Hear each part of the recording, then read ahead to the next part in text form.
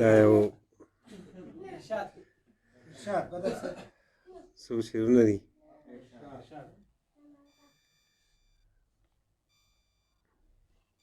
د ژوند په ګور مې خبرولې خو ته پوهه نه شوې. د ژوند په ګور مې خبرولې خو ته پوهه نه شوې. ما چې په مینه پوهولې خو ته پوهه نه شوې. او په جدایۍ باندې د نیم شوم که نیمګړې شومه. په جدایۍ باندې د نیم شوم که نیمګړې شومه. سترګو مې اوښکې بهولې خو ته پوهه نه شوې. او دا نظر نه و دا یو چال و او څه ته دوکه شوې. دا نظر نه و دا یو چال و او څه ته دوکه شوې. د زړه په وینو مې ساتلې خو ته پوهه نه شوې. دا نظر نه و دا یو چال و او څه ته دوکه شوې. د زړه په وینو مې ساتلې خو ته پوهه نه شوې. او هم د اختیار نه راکولو او رهبر دې هم کړم. ما قافلې به څنګه بوتللې خو ته پوهه نه شوې. او افتاب ته دا پیغام یې راغی نوره ستا خوښه ده.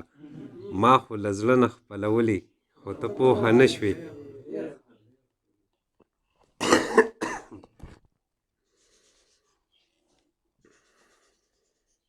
لري چې په قربان او زار خبرې کوي.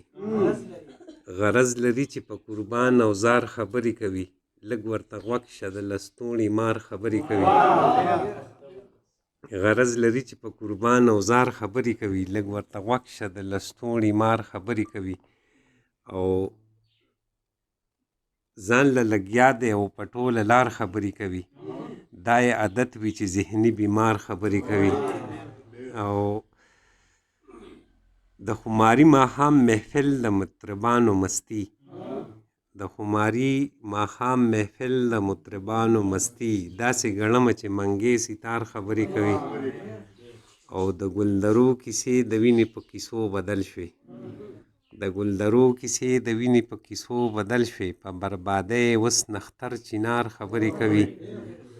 او نن چې اورم د مرغو چغار خبرې کوي.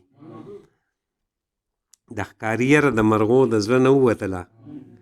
د ښکاري یره د مرغو د زړه نه ووتله. نن یې چې اورم د مرغو چغار خبرې کوي.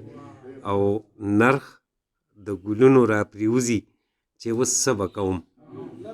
ګلونو را پریوزي چې اوس څه به کوم. د ګلشن مینځ کې یو ظالم مالیار خبرې کوي.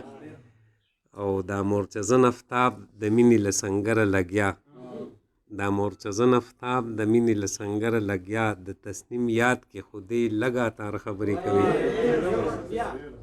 دا مورچزن افتاب د مینې له سنګره لګیا. د تصنیم یاد کې خودی لګاتار خبرې کوي. غرض لري چې په قربان او زار خبرې کوي. لږ ورته غوږ شه د لستوڼي مار خبرې کوي.